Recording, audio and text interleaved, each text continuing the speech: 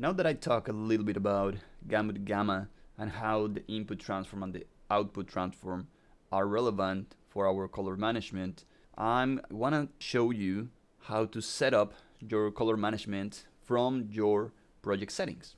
So this one is the original video, it's an MOV, but this one was converted from the H.265 that Nuke doesn't work with to an H.264. Okay, so it's still a ProRes 422 HQ. That means it still has all the 10 bits of information that it usually has.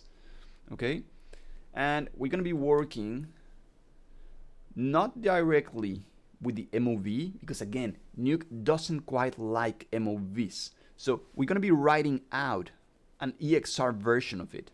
In order to do that, you can work, and I'm going to be giving you the plate, but I want you to learn this part.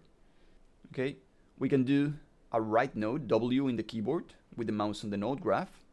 And the right node is going to allow me to render out image sequences. So just click on the little folder. Okay, you can see I already have my file, and I am creating huge number. Okay, then after my huge number there is a slash, and then again that same huge number, underscore, pound, pound, pound, pound.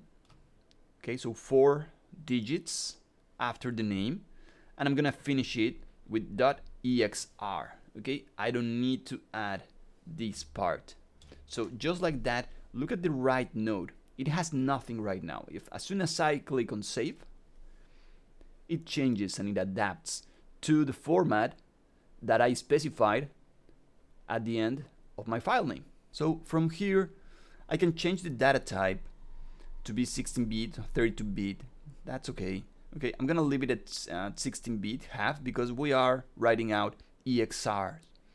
Okay, if I wanted to stick with the 10-bit of information, I could probably use a different file type. I can change it from here, or I can select any of the options from within here.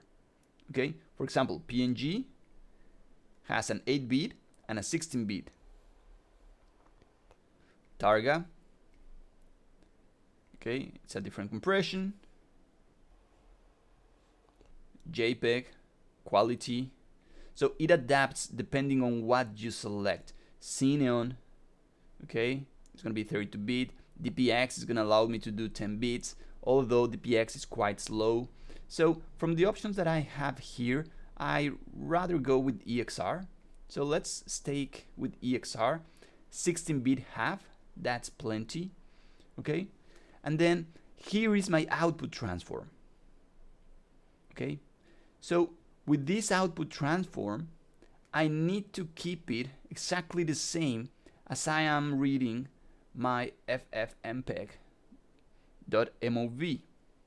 Okay, so again, double click on this one. Look at the input transform. Right now it has a default gamma of 2.2. When I first opened it up, I don't know if you remember, but it had, okay, a different one because I was working on ACES. So for now, I'm gonna leave it at gamma 2.2, and the same input transform that I'm reading, I need to have it on my output transform. So I'm gonna get it to gamma 2.2. Okay, that way I'm gonna make sure whatever I write out from this plate, it has the same input transform and it has the same output transform. Okay, so let's do just one frame. Let's create directory, render, and I'm gonna go from 1 to 3. Okay, be careful, look up, don't choose use proxy because we don't have a proxy set it up. So if you do, let me show you what happens. Okay, it will tell you must specify a proxy file name to write to. Okay, now let's go back, render again, turn off use proxy, and just render it out. Okay, now this is important because we're working on non-commercial version. the bounding box exceeds the maximum resolution allowed in non-commercial mode, which is 1920 by 1080.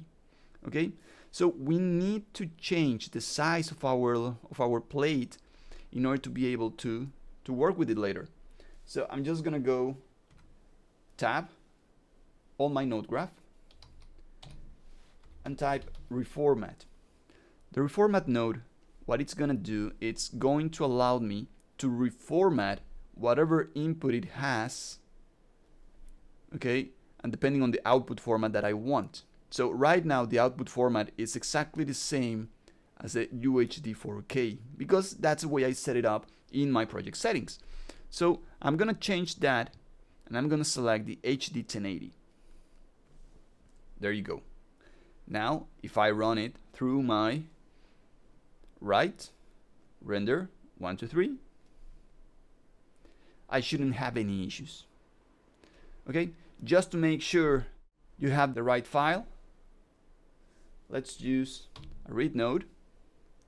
Okay, and whenever you have a sequence that it's interrupted, like the one I have here, inside the brackets in the read node, you're gonna be able to see 1/ or -3, then a space, and then the rest of the sequence. Okay, right now I don't want to bring the whole sequence, I just want to bring the very first frame. So open it up, and there you go. Okay, it defaults in linear. Color, Andres, color is different. Yes, I know, because remember, input transform,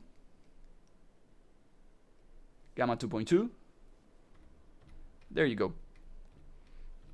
Now our color is exactly the same as the original footage. Okay, if you click on the raw data,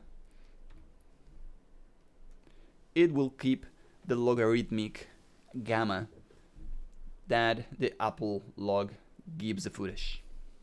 So once you write out your whole sequence, import that sequence. I'm just gonna move over here, take this one. Okay, there you go. From 1001 to 1143.